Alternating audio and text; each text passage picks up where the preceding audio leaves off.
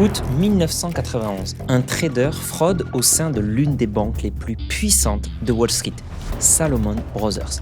Pendant des mois, il contourne les règles du marché obligataire américain, le marché considéré comme le plus sûr du monde. Et quand les autorités découvrent l'affaire, c'est un choc. Une enquête fédérale est ouverte et le scandale éclate au grand jour. It is the kind of scandal that rocks Wall Street and raises questions about the integrity of our financial institutions. Le Trésor américain prend alors une décision impensable.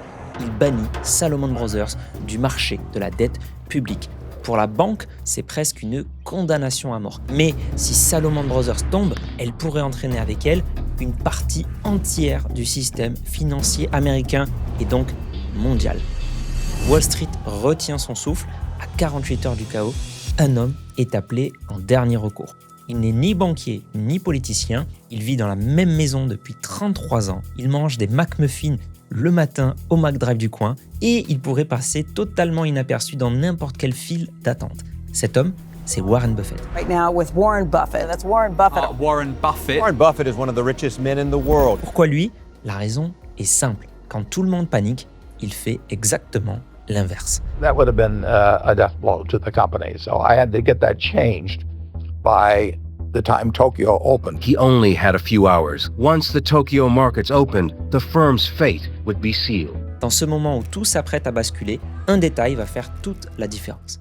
Warren Buffett n'est pas seulement l'un des hommes les plus riches de l'histoire. C'est l'oracle d'Omaha, l'enfant qui a commencé avec quelques dollars et qui pèse aujourd'hui plus de 140 milliards de dollars. Mais ce qui le rend vraiment exceptionnel, c'est pas seulement sa fortune, c'est sa façon de réfléchir. I haven't understood any of them. Pendant plus de 70 ans, cette philosophie lui a permis d'investir quand tout le monde paniquait, d'attendre quand tout le monde s'agitait et de prendre des décisions que la plupart des gens étaient complètement incapables de tenir. Aujourd'hui, on décortique les 7 principes mentaux qui ont guidé toute sa vie et vous allez voir que même si vous connaissez déjà la vie de Warren Buffett, comprendre ces mécanismes vous permettra de mieux investir et surtout de rester lucide quand tout le monde perd son sang-froid.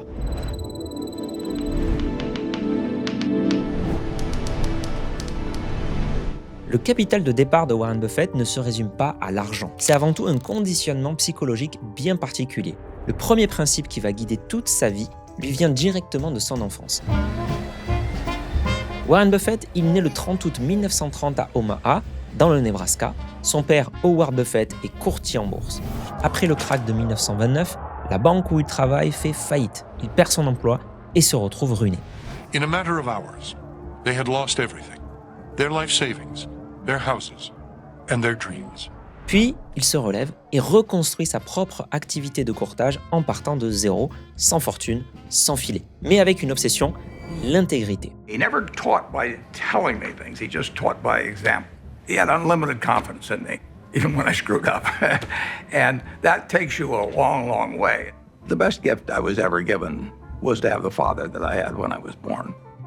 Le père de Warren Buffett transmet donc à son fils une idée fondamentale à travers une simple question. Préféreriez-vous être le meilleur amant du monde et que tout le monde vous croit le pire, ou être le pire amant du monde, mais que tout le monde vous croit le meilleur? C'est ce que Warren appellera plus tard le score interne. La plupart des gens vivent avec un score externe, la validation des autres, le statut, le regard des autres. Warren Buffett, lui, se construit à l'opposé. Il ne cherche pas à être validé, mais à rester cohérent intérieurement. Et cette capacité à penser contre la foule deviendra l'un de ses plus grands avantages. Parce qu'en investissement, la pression sociale est partout. Quand tout le monde achète, vous avez envie d'acheter. Quand tout le monde panique, vous avez envie de vendre. Le score interne, c'est donc la capacité à rester rationnel, même quand tout le monde autour pense que vous avez tort. Et au final, toute la carrière de Warren Buffett repose essentiellement là-dessus. Mais cette indépendance mentale ne vient pas seulement de son père. Elle vient aussi du chaos émotionnel dans lequel il a grandi. Sa mère, Leila Buffett, est très intelligente, brillante en société, mais émotionnellement, elle est instable. Ses colères peuvent durer des heures et elle terrorise les enfants Buffett. Well, I think we were terrified of her. When I'd wake up in the morning, I'd listen to hear her voice. I could tell by her voice it was going to be a terrible day or not. Dans cet environnement imprévisible, Warren cherche un refuge stable. Quelque chose qu'il peut comprendre et contrôler. Et il trouve tout cela dans les chiffres. Les chiffres deviennent l'outil qui lui permet de tenir son score interne. Un repère concret qui ne dépend de la vie de personne. It hit me right away. It was like kids that like to play the piano early or something of the sort. I always liked numbers. I knew I was going to be interested in stocks the rest of my life, but probably at the time I was, 8 or 9. I used to keep charts on all kinds of stocks when I was that age. Alors à 10 ans, son père l'amène visiter Wall Street à New York. Warren comprend alors que l'argent obéit à des règles bien précises. Des règles que certains comprennent, pendant que d'autres se contentent de les suivre aveuglément. Et très tôt, il décide dans quel camp il veut être.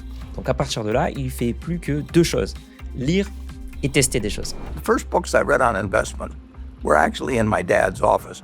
Pretty soon I read all the books in the office and read some of them more than once. À 12 ans, il a déjà lu tous les livres d'investissement de la bibliothèque d'Omaha. Mais Warren ne se contente pas de lire. Il passe à l'action et teste toutes ses idées. My grandfather had a grocery store, and I used to buy Coca-Cola from him in 6-packs for $0.25 and sell them for $0.05 each.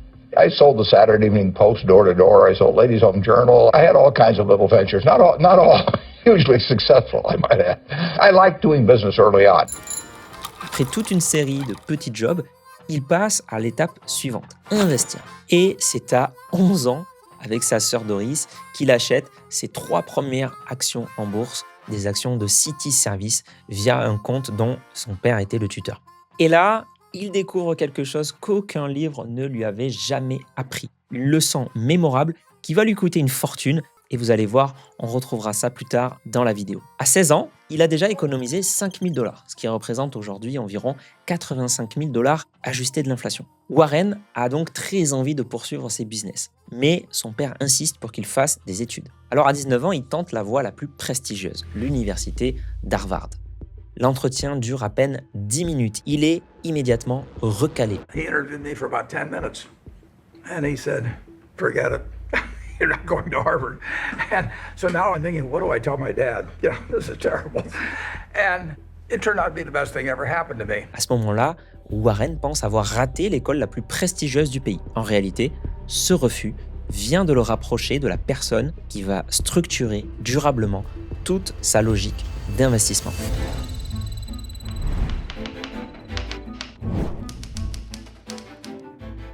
Le meilleur rendement de Warren Buffett n'a pas été l'investissement dans une action en bourse.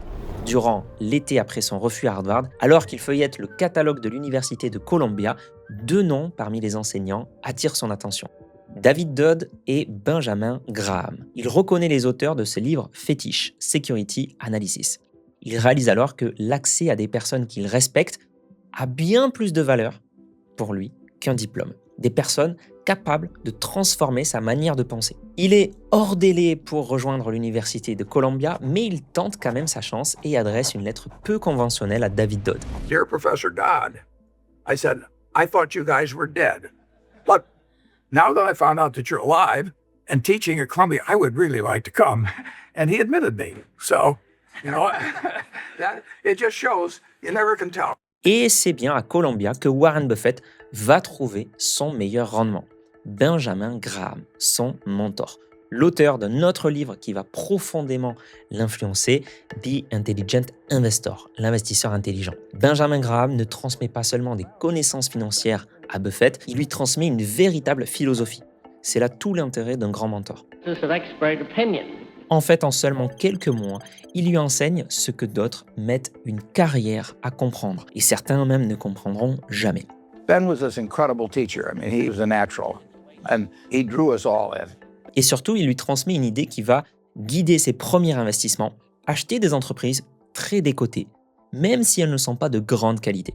À cette époque, Warren apprend que Benjamin Graham préside le conseil d'administration d'une compagnie appelée GECO. Pour lui, c'est une porte d'entrée vers un univers qu'il connaissait très mal encore, le domaine de l'assurance. Il y découvre un mécanisme que très peu de gens comprennent à l'époque, la puissance du float. Alors je prends 1 minute pour vous expliquer ça très rapidement parce que c'est vraiment ce système qui va devenir l'une des pierres angulaires de toute la fortune de Warren Buffett. Imaginez que vous louez 100 appartements. Chaque nouveau locataire vous verse une caution de 1 000 €. D'un coup, vous avez donc 100 000 € entre les mains. Tant que les locataires restent dans les lieux, vous pouvez investir cette somme. Et à 7% par an, elle peut vous rapporter près de 100 000 €, 100 nouveaux 1 000 € de gains en 10 ans. Donc si vos locataires partent au bout de 10 ans, vous leur rendez les 100 000, mais vous avez gagné 100 000 € grâce à leur caution. Et ce n'est donc même pas votre argent. Les cautions, en fait, ce sont les primes d'assurance collectées. L'assurance, tous les mois, va collecter les primes de ses assurés. De temps en temps, va devoir payer des sinistres. Mais pendant tout ce temps, cet argent, les primes collectées, peut être investi en attendant de payer d'éventuels sinistres. C'est ce qu'on appelle le float.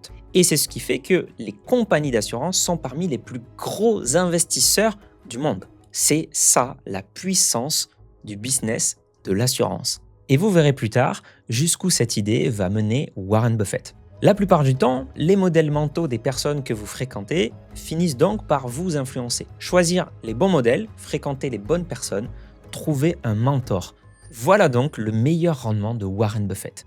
I mean, basically, you'll go in the direction of the people that you associate with, and you want to have the right heroes. If you want to emulate somebody, you better pick very carefully who you want to emulate. Benjamin Graham a donné les bases. Mais Warren va y ajouter une chose que son mentor n'avait pas formalisée et qui va lui faire rater l'explosion de Microsoft, Google, Amazon sans aucun regret. Ou presque.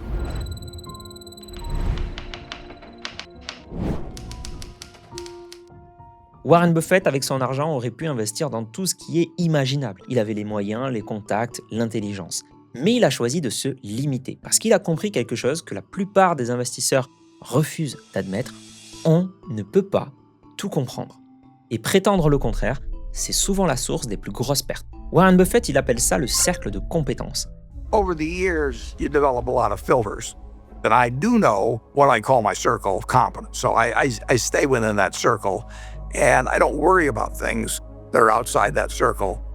Defining what your game is, where you're going to have an edge, is enormously important. L'idée est simple, définir ce qu'on comprend vraiment et ignorer tout le reste. Pas besoin d'être expert partout. La taille du cercle n'est pas très importante. Par contre, connaître sa limite est vital. Autrement dit, l'humilité est une arme stratégique. Et ce principe dépasse largement la bourse. Investir dans des montres, de l'art, des cryptos, des cartes Pokémon, du vin, sans vraiment connaître ce marché en profondeur, c'est exactement ce que Warren Buffett éviterait. Parce que ce type de marché récompense surtout ceux qui en connaissent les codes de l'intérieur. Alors, à moins d'avoir de solides connaissances dans l'un de ces domaines, je vous déconseille fortement de vous y risquer. Dans le cercle justement de compétences de Warren Buffett, on trouve par exemple le Washington Post. Adolescent, il livre ce journal à 4h30 du matin.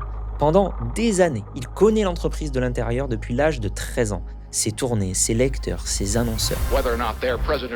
En 1973, quand le marché panique pendant le scandale du Watergate, lui achète massivement à hauteur de 10,6 millions de dollars. À l'inverse, il refuse d'investir dans la technologie pendant des décennies. Have you ever bought a technology company? No, I really haven't. In 30 years of investing, not one? I haven't understood any of them. So you haven't ever owned, for example, IBM? Never owned IBM. Marvelous company. I mean, a sensational company, but I haven't owned IBM. And so here is this technological revolution going on, and you're not going to be a participant. Gone right past me. Is that all right with you? It's okay with me. I don't have to make money in every game. Pendant la bulle Internet, on le déclare fini. Warren Buffett, c'est ciao. Fin 1999, Barron's, un célèbre hebdomadaire financier américain, titre « Qu'est-ce qui ne va pas ? Warren ». Berkshire, l'entreprise de Warren Buffett, vient de perdre 20% quand le marché en gagne 20%. The Nasdaq index in free fall, down nearly 10%. It lost a quarter of its value in just 1 week. Quelques mois plus tard, la bulle Internet explose. Des dizaines de startups disparaissent. Warren Buffett, lui, est toujours là. Is that all right with you? It's okay with me. Mais cette discipline a un coût. Et il admet aussi qu'il a raté des opportunités, comme Amazon par exemple, qu'il a été trop stupide, selon ses propres mots, pour saisir au bon moment. Il admirait Jeff Bezos depuis longtemps, mais au début, la croissance était lente, ça l'a induit en erreur, et le jour où il réalise vraiment ce qu'Amazon peut devenir, il est déjà trop tard. La valorisation a explosé. Même histoire avec Google. Il dit non à 99% des propositions. Et les chiffres lui donnent raison. De 1965 à 2024, Berkshire Hathaway affiche 19,9% annualisé de performance en moyenne contre 10,4% pour le S&P 500, donc les actions américaines en moyenne. Soit pratiquement le double sur 60 ans. 10 points d'écart seulement, mais sur près de 60 ans, ça crée un fossé gigantesque. En fait, moins on joue, mieux on joue. Mais même les meilleurs ont leurs limites. Avec la fusion de Kraft Heinz, le rapprochement entre les deux géants américains de l'agroalimentaire, Warren Buffett se trompe.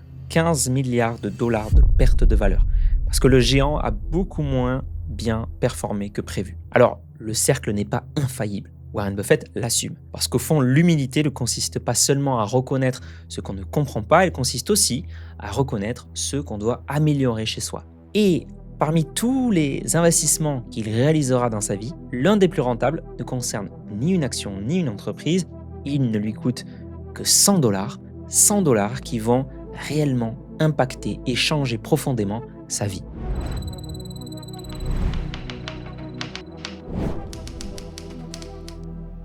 Warren Buffett a ce qu'il faut pour réussir. La méthode Graham, le cercle de compétences, l'argent. Et pourtant, à 21 ans, il a un défaut qui le terrifie au point de le faire vomir. Un défaut qui, s'il ne le règle pas, l'enfermera à vie.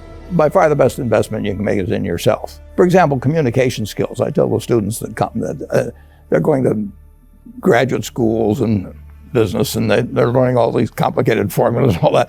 If they just learn to communicate better, and both in writing and in person, they increase their value at least 50%. L'idée est simple, investir en soi pour devenir meilleur. Nous sommes en 1951. Warren vient de quitter l'université de Columbia. De retour à Omaha, il tombe sur une annonce, un cours pour apprendre à parler en public avec la méthode de Dale Carnegie, l'auteur du best-seller « Comment se faire des amis ».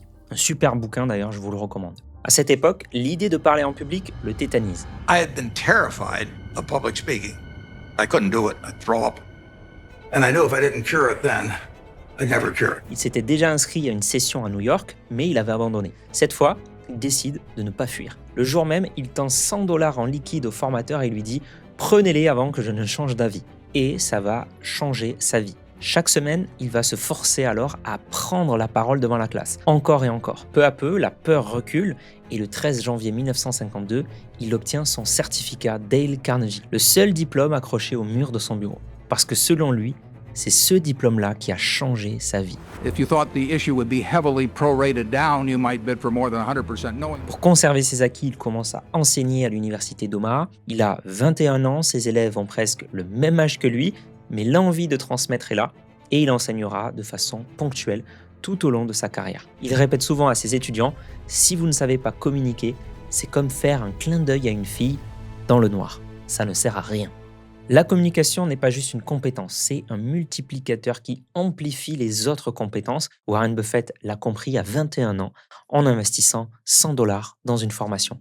Et si vous voulez justement investir vous-même côté finance, j'ai créé une formation offerte. En moins d'1 heure, je vous explique les bases de l'investissement, comment comprendre les grands mécanismes financiers, éviter les erreurs les plus fréquentes et commencer à construire des bases solides, même si vous partez de zéro.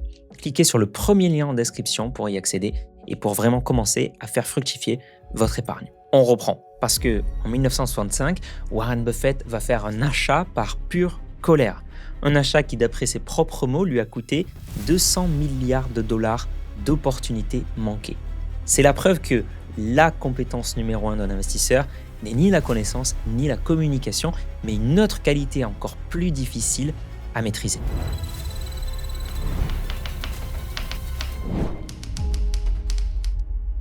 Derrière la réussite de Warren Buffett se cache aussi quelque chose de beaucoup plus rare, la stabilité émotionnelle. Parce que quand votre tête est envahie par la panique, le bruit, les opinions des autres, il ne reste plus de place pour penser clairement. You don't need a lot of brains in this business. I mean, I've always said if you got an IQ of 160, give away 30 points to somebody else because you don't need it in investments. What you do need is emotional stability. You have to be able to think independently. When you come to a conclusion, you have to really not care what other people say and just follow the facts and follow your reasoning. And that's tough for a lot of people. Pour Warren Buffett, la plupart des catastrophes financières ne viennent pas d'un mauvais calcul, elles viennent d'un mauvais état émotionnel. Et c'est pour cette raison qu'il fait un choix que tout le monde trouvera étrange, En 1956, lorsque Benjamin Graham prend sa retraite et qu'il doit voler de ses propres ailes, il refuse de s'installer à Wall Street, la place financière par excellence. Et il rentre plutôt dans sa petite campagne d'Omaha. C'est là qu'il fonde son premier fonds d'investissement avec quelques proches, Buffett Partnership Ltd.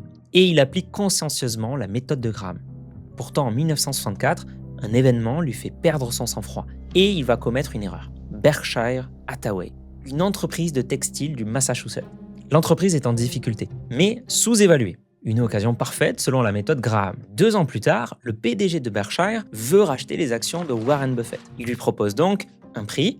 Warren Buffett accepte. Il s'accorde verbalement pour que Warren Buffett vende ses actions au PDG à un prix de 11,50 $ par action. Mais quand l'offre écrite arrive sur le bureau de Warren Buffett, le prix n'est plus de 11,50 $. Il est de 11,375 $.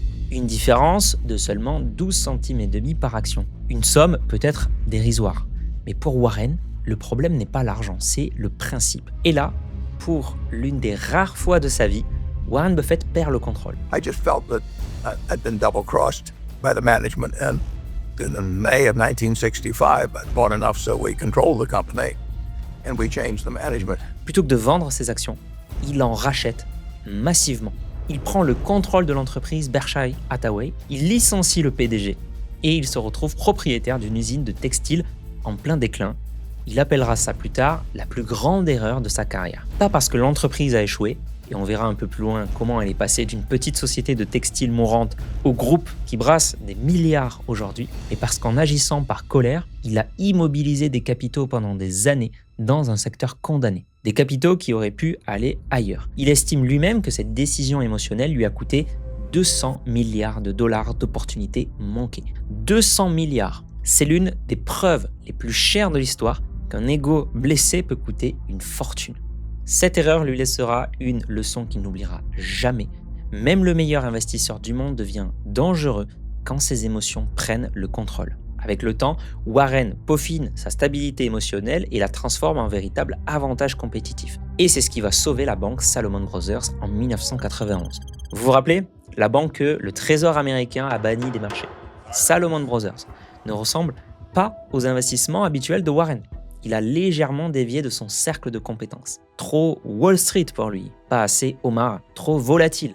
Pourtant, 4 ans plus tôt, il y a investi 700 millions de dollars, le plus gros chèque de sa carrière à l'époque, et il a pris un siège au conseil. Et quand la banque brûle, les regards se tournent vers lui. Parce qu'au moment où plus personne ne croit en Salomon Brothers, les investisseurs par contre croient encore en Warren Buffett. Alors il va jouer le tout pour le tout. Il décroche son téléphone, il appelle Nicolas Brady, le secrétaire au Trésor américain. And I'm sure my voice was cracking and everything else. I said, Nick, this is the most important day of my life. And then I really did feel that it was going to be a colossal disaster. He wasn't sure I was right at all. In fact, he probably thought I was wrong, but he knew that I felt what I was saying. So the Treasury modified its order, and in effect, of course, it was quite an endorsement. It was huge. Nicolas Brady le soutient, Warren prend ses responsabilités publiquement, il reconnaît tous les torts de la banque, il présente un plan clair, il devient président intérimaire. Aux employés, il envoie un avertissement sans équivoque. Lose money for the firm and I will be understanding. Lose a shred of reputation for the firm and I will be ruthless. La banque est sauvée. Ce qui a sauvé Salomon Brothers ce jour-là, c'est ce que Warren considère comme un actif à part entière, sa réputation. Un actif précieux mais volatile.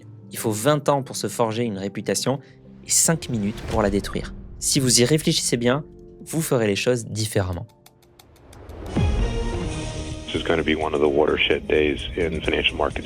Des salariés licenciés par milliers. Mais une nouvelle crise va à nouveau le mettre à l'épreuve. En 2008, Warren a 78 ans. Wall Street s'effondre, c'est la crise des subprimes. Les banques vacillent, les marchés plongent, tout le monde panique. Mais dans la tempête, une fois encore, Warren Buffett nage à contre-courant. Il ne vend pas, il n'attend pas, il investit en masse, notamment dans Goldman Sachs, l'une des plus grandes banques d'affaires au monde. Au moment où plus personne ne sait qui croire, le simple fait que Warren Buffett mette de l'argent sur la table envoie un signal massif. Un signal qui peut modifier la perception du risque. Pendant que tout le monde fuit, lui engage plusieurs milliards à des conditions qu'il n'aurait jamais obtenues en temps normal. Puis, il applique la même logique ailleurs et place sa confiance dans de solides entreprises comme General Electric. Et il résume cette philosophie en une phrase devenue légendaire: soyez craintifs quand les autres sont avides et avides quand les autres sont craintifs.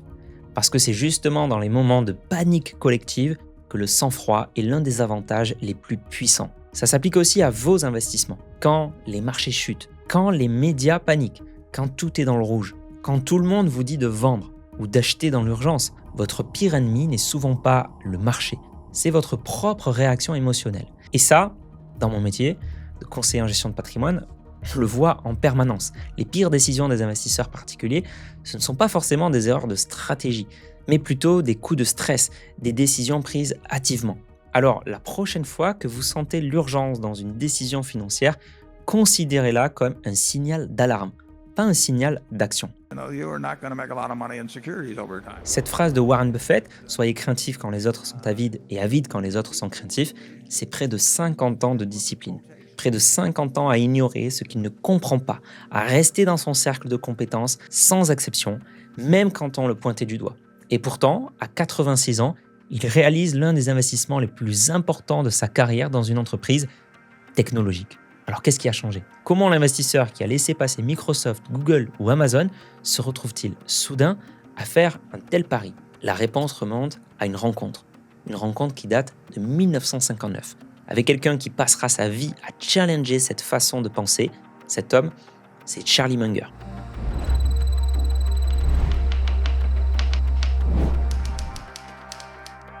One of the reasons Warren's successful is he's brutal in appraising his own past. He wants to identify misthinkings and avoid them in the future. C'est peut-être la qualité la plus sous-estimée de Warren Buffett, sa capacité à faire évoluer ses modèles mentaux, à abandonner une idée quand une meilleure se présente, même lorsque cette idée vient contredire tout ce qui l'a rendu riche. Et sa rencontre avec Charlie Munger va être décisive. L'admiration mutuelle est immédiate.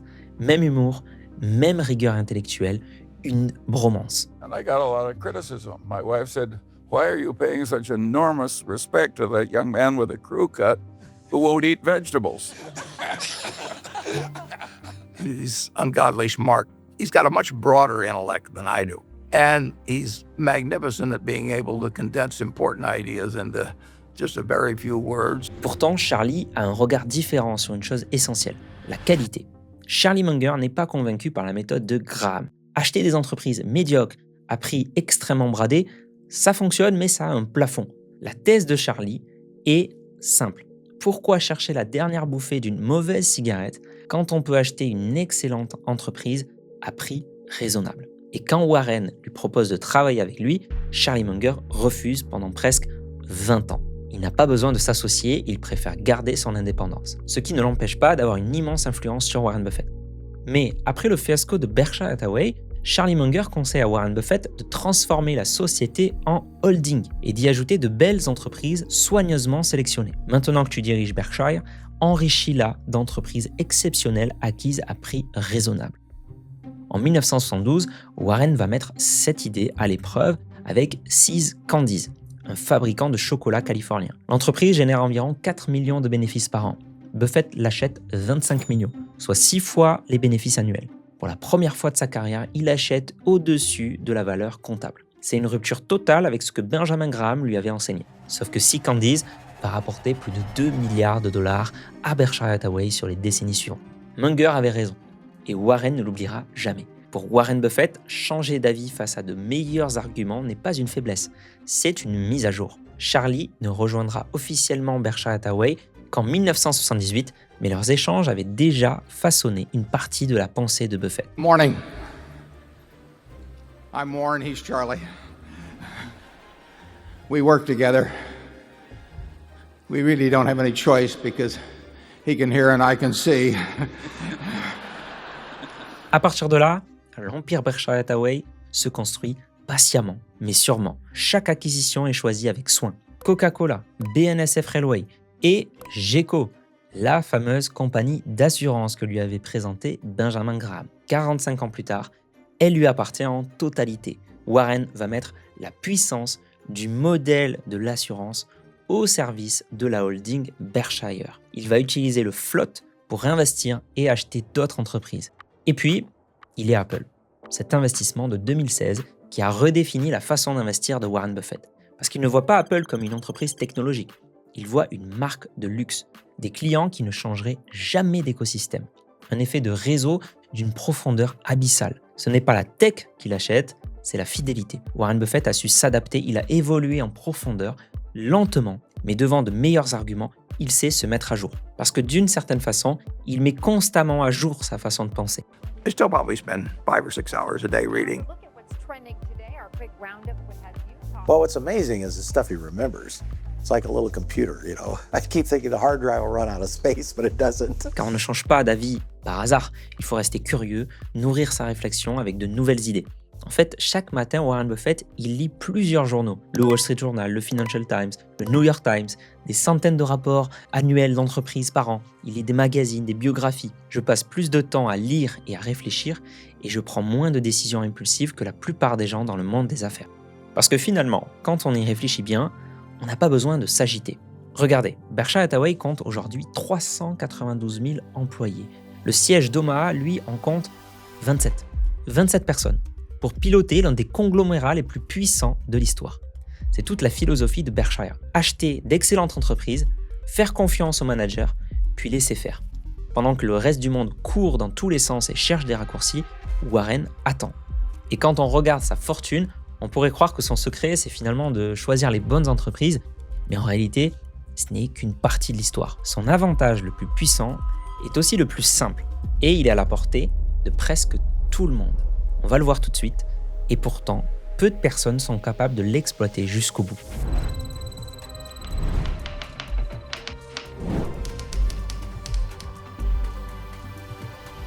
Quelqu'un est assis à l'ombre aujourd'hui parce que quelqu'un a planté un arbre il y a longtemps. Oui, toute l'architecture mentale de Warren Buffett ne sert à rien sans le dernier ingrédient magique, le temps. Et ça, il le sait depuis très longtemps.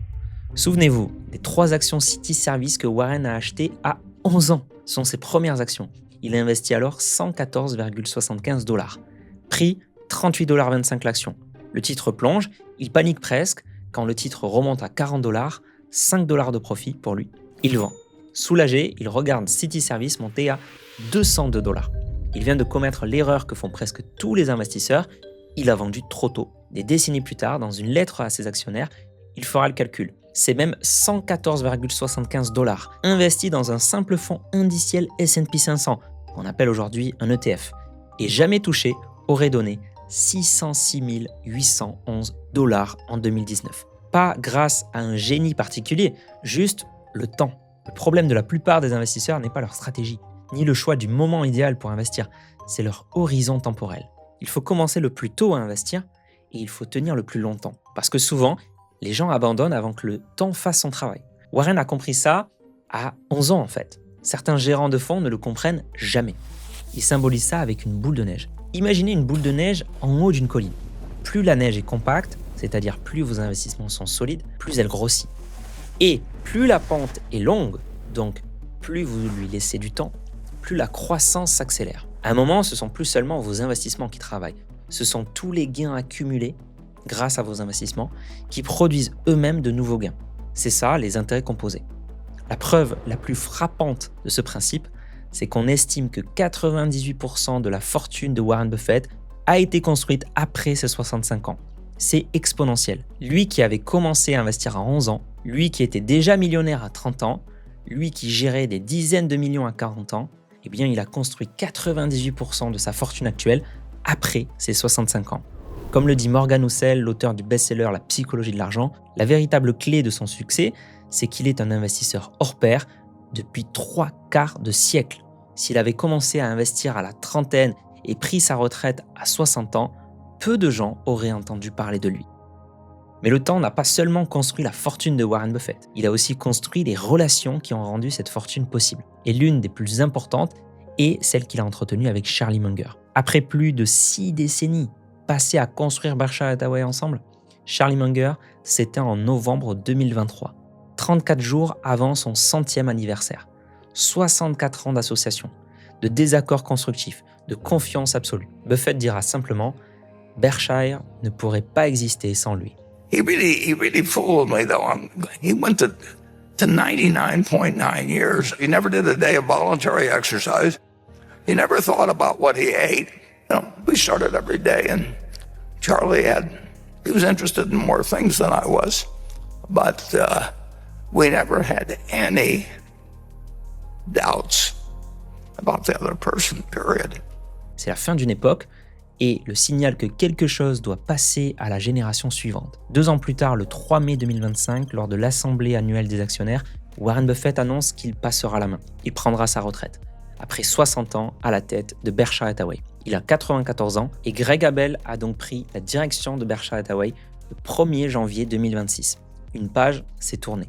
Lorsqu'on demande à Warren Buffett comment il définit le succès, il ne parle ni d'argent ni de performance. Il parle des personnes qui vous entourent. Warren, how would you define true success? Well, I've said many times that if you get to be 65 or 70 and later, and the people that you want to have love you actually do love you, you're a success. Et c'est cette philosophie qui va guider l'une des décisions les plus importantes de sa vie, donner. Il léguera 99% de sa fortune. Plus de 60 milliards de dollars déjà redistribués. In my entire lifetime, everything that I've spent will be quite a bit less than 1% of everything I make. The other 99% plus will go to others because it has no utility to me. Il donne à la fondation Bill et Melinda Gates et à celle fondée par son épouse dans laquelle travaillent ses enfants. Et à ses enfants, il laisse une règle simple, suffisamment pour faire ce qu'ils veulent, pas assez pour ne rien faire. En 90 ans, Warren Buffett n'a pas seulement construit une incroyable fortune, mais une véritable philosophie de vie, des modèles mentaux intemporels.